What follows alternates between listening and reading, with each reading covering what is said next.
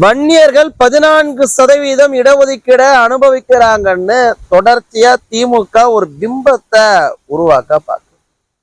அதுவும் குறிப்பா சிவசங்கரன் மூலமாகவும் சிவிஎம்பி எயிலர்சன் போன்றவர்களாலையும் இதை கட்டமைக்கப்படுவதற்கு காரணமும் இருக்கு.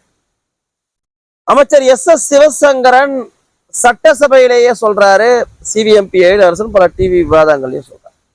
சட்டசபையில அவர் சொல்லுகின்ற போது அதற்கு மறுப்பு தெரிவிப்பதற்கு பாட்டாளி மக்கள் கட்சியினுடைய 5 எம்எல்ஏக்கள் மட்டும்தான் இருக்கிறாங்க. அதற்கும் வாய்ப்பு தர்றது கிடையாது. மிச்சம் இருக்கக்கூடிய 229 எம்எல்ஏக்களும் தானும் வன்னியர்னு ஜெயிச்சு சட்டசபையில பெஞ்சு தேய்க்கிறவர்களும் அந்த நேரத்துல வாய்மொழிதான் இருப்பாங்க.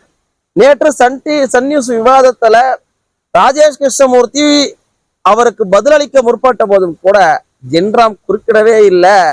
குணசேகரன் மிகச்சிறந்த ஊடக பணிய சன் நியூஸுக்கு செய்யக்கூடியவர், ஜென்ராம் குறுக்கிறாருன்னு ராஜேஷ் கிருஷ்ணமூர்த்தி சொல்ல வரக்கூடிய பதில பரப்பிடக்கூடாது, அந்த பதில் மக்களிடம் போய் சேர்ந்துடக்கூடாது என்கின்ற காரணத்தால திசை திருப்பறதையும் நம்ம பார்க்க முடியும்.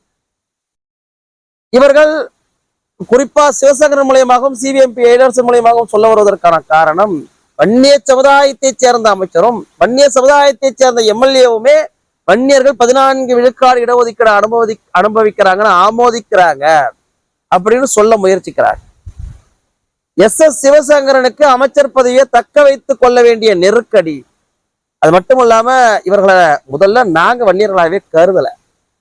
இன்னொன்னு, சிவிஎம்பி எயிலர்சனுக்கு அமைச்சர் கனவு. எனக்குமே பல பேர் சொல்லியிருந்தாங்க, நான் என்னுடைய டிபார்ட்மெண்ட் மூலயமா, அதாவது நான் அரசு டிபார்ட்மெண்ட்ல அரசு சார்ந்த பணிகளை செய்யறதுனால எனக்கும் சில செய்திகள்லாம் ஏற்றிருந்துச்சு. சிவிஎம்பி எயிலர்சனுக்கு அமைச்சர் பதவிக்கு கூட வாய்ப்பு இருக்கு, காந்தியை எடுத்துட்டு சிவிஎம்பி எயிலர்சன்லாம் வருவார். ஒருவேளை அவர் அந்த கனவுல இப்படி எல்லாம் அவருடைய முதலாளியை திருப்திப்படுத்துவதற்காக பேசுறாரான்றது. சரி, இது எல்லாத்துக்கும் நோக்கம் ஒன்னே ஒண்ணு என்னன்னு பார்த்தா, மு.க. ஸ்டாலின் அவர்கள் மச்சான கிட்ட தேடினா விடை கிடைக்கும். மு.க. ஸ்டாலின் அவருடைய மைத்துனர் கலந்து கொண்ட ஒரு கூட்டத்துல தான், அதாவது இசைவேளாளர் சங்கத்துடைய கூட்டத்துல தான் வன்னியர் 10.5% இடஒதுக்கீட்டிற்கு எதிராக வழக்கு தொடுக்கணும்னு முடிவெடுக்கப்பட்டுச்சு. அந்த கூட்டத்துல அவருடைய மைத்துனர் கலந்துகிட்டாரு. அவர் மைத்துனர் மட்டும் இல்லாம அன்பில் மகேஷ் பொய்யாமொழி, அதாவது உதயநிதி ஸ்டாலினுடைய சொந்த தாய் மாமாவும் துர்கா ஸ்டாலினுடைய தம்பியுமான முதலமைச்சருடைய சொந்த மைத்துனருமான ராஜமூர்த்தியும், உதயநிதி ஸ்டாலினுக்கும் இன்னுக்கு மிக நெருங்கிய நண்பரான அன்பில் மகேஷ் பொய்யாமொழியும் மற்றும் திமுகவுடைய முன்னணி தலைவர்களும் கலந்துகிட்ட அந்த கூட்டத்துலதான் வன்னியர்கள் இடஒதுக்கீட்டிற்கு எதிராக வழக்கு தொடுக்கணும்னு சொல்லுங்க. நாங்க கேட்கக்கூடிய ஒரே ஒரு கேள்விதான், முதலமைச்சர் அவருடைய மைத்துனருக்கு மருத்துவம் எல்லாம் படிச்சிருக்கிறாரு, அவருக்கு தெரியாதா 14 விழுக்காடு இடஒதுக்கீடு அனுபவிக்கிற சமுதாயம் 10 விழுக்காடு கேட்டுச்சுன்னா அது நமக்கு சாதகம் தானே? ஏன்னா அவங்க குறைச்சுதானே வாங்கிக்க போறாங்க, அது நம்மளுக்கு சாதகம் தானே? நாம எதுக்கு அதுக்கு எதிராக வழக்கு தொடுக்கணும்னு அவருக்கு அந்த இது இருக்கும்ல. அதை விட்டுட்டு ஏன் நாங்க 10 தானே வாங்குறோம், ஏன் உங்க மச்சான் வழக்கு போட்டாரு? இன்னொன்னு நாங்க கேட்கறதுன்னா, ஒரே ஒரு வெள்ளை அறிக்கை, வன்னியர்கள் 14 விழுக்காடு இடஒதுக்கீடு அனுபவிக்கிறார்கள் என்றால் அத எந்த டேட்டா இருக்கு காட்டுங்க. முதலமைச்சர் என்னன்னா டேட்டாவே இல்லைன்னு சொல்றாரு. முதலமைச்சர் தானே சீஃப் மினிஸ்டர், உங்களெல்லாம் முதன்மையான அமைச்சர் என்ன சொல்றாருன்னா டேட்டாவே இல்லைன்றாரு.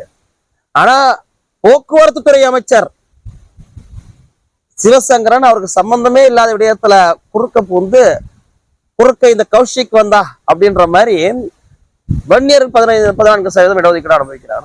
எந்த டேட்டா அடிப்படையில சொல்றாரு? முதலமைச்சர்கிட்ட இல்லாத டேட்டா சிவசங்கரன் அவர்கள்ட்ட எப்படி கிடைச்சது?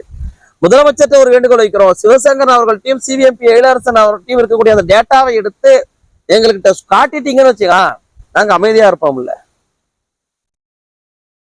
எங்களுக்கு தெரியுது 8 விழுக்காடு 7 விழுக்காடு கூட வன்னியர்கள் இடஒதுக்கீடு அனுபவிக்கிறார். எங்களுக்கு மட்டும் இல்ல, உங்க மச்சானுக்கும் அது தெரியும்.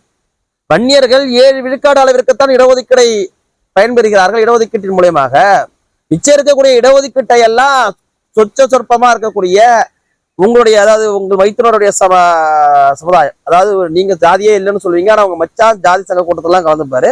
உங்க மைத்தினுடைய, நீங்க ஏன் சொல்றீங்க நீங்க ஜாதி இல்லாதன்னு கூட வச்சுங்க, உங்க மைத்தினருடைய சமுதாயம் மு.க. ஸ்டாலின் அவருடைய மச்சானுடைய சமுதாயம் வழக்கு தொடுக்கும். இவர்கள் எல்லாம் அனுபவிக்கிறாங்க என்பதற்காக. அப்ப எதிரிக்கும் தெரியுது, அதாவது எதிரின்னா அந்த சமுதாய மக்கள், உழைக்கின்ற சமுதாய மக்கள், அந்த மக்களுக்கும் நாங்க உறுதுணையா இருக்கிறோம். வன்னிய இடஒதுக்கீட்டிற்கு எதிராக இருக்கக்கூடிய எதிரி ஸ்டாலின் அவருடைய மச்சானுக்கும் தெரியுது வன்னியர்கள் 7 விழுக்காடு தான் அனுபவிக்கிறாங்க. அவர்களுக்கு திடீர்னு பத்திரம் கொடுத்துட்டோம்னா இத்தனை நாள் அவங்களுடைய இடஒதுக்கீடை கபலீகரம் பண்ணியிருந்தா நமக்கு ஆபத்து வந்துருமே அப்படின்னு அவருக்கும் அது தெரியுது. வன்னியர்களுக்கு 10 விழுக்காடு கொடுத்துட்டா அவர்களுக்கு அரசியல் தெளிவு வந்துடும்னு ஸ்டாலின் அவர்களும் 10 விழுக்காடு கொடுக்கூடாதுன்றதுல தெளிவா இருக்கிறாரு. ஆனா ஏன் சிவசங்கரன் அவர்களுக்கும் சிவிஎம்பி எழிலரசன் அவர்களுக்கும் இது தெரியல? இயல்பா ஒண்ணு பாருங்க, உங்களை சுத்தி பத்தி பாருங்க. உங்க சொந்தக்காரங்கள்ல ஒரு 100 பேரை எடுங்க. அந்த 100 பேர்ல குறைந்தபட்சம் ஒரு 14 பேர் அரசு வேலையில இருக்கிறாங்களான்னு பாருங்க. நம்ம வீட்டு பத்திரிகை எல்லாம் பார்த்தா 1 ஒரு 110 பேர் அடிப்பாங்க. நானும் பார்ப்பேன், 100 பேர் அடிப்பாங்க. அதுல அரசு வேலையில இருக்கிறவங்க பார்த்தா ஒரு 3 பேர் 4 பேர் தான். இன்னும் என்னோட மற்ற சமுதாய நண்பர்கள்லாம் வருவாங்க, அவங்க பத்திரிகை எல்லாம் கொடுத்தா மகிழ்ச்சியோட இருக்கும். பொறாமையெல்லாம் பார்க்க மாட்டேன், மகிழ்ச்சியோட இருக்கும். பார்ப்பாங்களாம் எவ்வளவு ஒத்துமையா இருந்தா அவர்கள்லாம் இது மாதிரியான உத்தியோகத்துக்கு முன்னேறி போயிட்டு இருக்கிறாங்க. இன்னும் நம்ம மக்கள் சேர்ந்துட்டே இருக்கு, இதுக்காக தானே ஐயா பாடுபடுறாரு அப்படின்ற ஏக்கம் எனக்குள்ள இருக்கும். அவர்களெல்லாம் பார்த்தா அந்த பத்திரிகையில பாதிக்கும் மேற்பட்டவர்கள் அரசு ஊழியர்களா இருப்பாங்க. ஆனா நம்முடைய பத்திரிகையில பார்த்தா ஒரு 10ல் 1 விழுக்காடு கூட இருக்காது அரசு ஊழியர். ஒரு உதாரணத்துக்கு சொல்றேன், நீங்க 14 விழுக்காடுன்னு சொல்றீங்கல்ல, அந்த விழுக்காடு ஒருவேளை அமைச்சருடைய குடும்பத்துல அவர் கணக்கிடுறாரோன்றது தெரியல. அமைச்சரும் எம்எல்ஏவும் அவரவர்களுடைய குடும்பத்துல ஒரு 14 விழுக்காடு இடஒதுக்கீடு அனுபவிக்கிறாங்கன்றது. நானும் விக்கிரவாண்டியை ஃபுல்லா சுத்தி பார்த்தா, ஒவ்வொரு கிராமத்துலையும் கேட்டு பார்த்தா, இங்க ஒரு 14 விழுக்காடு அளவிற்கு ஒரு 1000 பேர் இருக்காங்கன்னா இதுல ஒரு 140 பேர் கவர்மெண்ட் வேலை இருக்கிறாங்களாப்பா அப்படின்னு கேட்டு பார்த்தா 4 பேரே இல்லை, நீ என்னப்பா 140 பேர் கேட்கற அப்படின்றாங்க. அதே மாதிரிதான் என் கிராமத்துலயும் அங்க ஒண்ணும் இங்க ஒண்ணுமா அரிதிலும் அரிதாத்தான் வன்னியர்கள் அரசு பணியில அமர்றாங்க. ஆனா 14 விழுக்காடு இவர் எங்க போய் புடிச்சிட்டு வந்தாருன்னு தெரியலையே.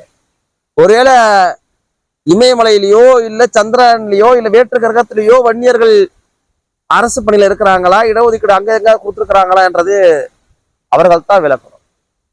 ஒண்ணு, இது வெறும் காத்தல கம்பு சுத்துற வேலையை மட்டும் செய்யாம எதிராளிகளை பதில் சொல்ல விட்டு பழக்கப்படுங்க.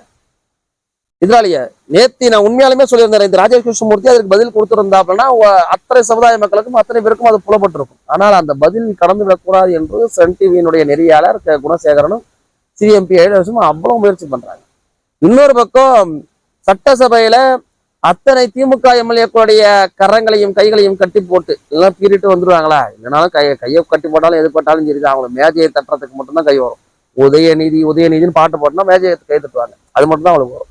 ஒரு திருத்தணியினுடைய சட்டமன்ற உறுப்பினர் விக்கிரவாண்டி இடைத்தேர்தல் பணியில வீட்டை பூட்டிக்கிட்டு வீட்டுக்குள்ளார சொல்றாரு இல்லையா, நானும் வன்னியர் தான், நாங்கெல்லாம் அப்படி பண்ணோம் இப்படி பண்ணோம், வன்னியர்களுக்காக அதை செய்வோன்னு. அதுதாங்க நாங்க சட்டமன்றத்துல சொல்றோம். நீ ஏன் வீட்டை பூட்டிக்கிட்டு வீட்டுக்குள்ளார சொல்றீங்க? அது சட்டமன்றத்துல சொன்னா சட்டமன்ற குறிப்பீடுலையாவது வரும், அதனால ஏதாவது பயனாவது கிடைக்கும். வன்னியர் 10.5% இடஒதுக்கீடை பத்தியே வாய் திறக்காத நீங்க விக்கிரவாண்டி களத்துல வீட்டை பூட்டிக்கிட்டு வீட்டுக்குள்ளார 10 சனங்களை கூட்டி வச்சுக்கிட்டு உங்க வரலாறுலாம் சொல்றீங்க. நானும் சொல்லலாம், அங்க வரலாறு அவனுக்கும் ஒரு வரலாறு இருக்கு. வரலாறு நல்லாதான் இருக்கு. நம்ம முந்தின தலைமுறை நல்லாதான் வாழ்ந்துருக்கிறாங்க, அதற்கு முந்தின தலைமுறை நல்லாதான் வாழ்ந்துட்டு இருக்கிறாங்க. இப்ப என்ன ஆயிட்டு இருக்கு ஒரு சொல்றேன் கேட்டுங்களா,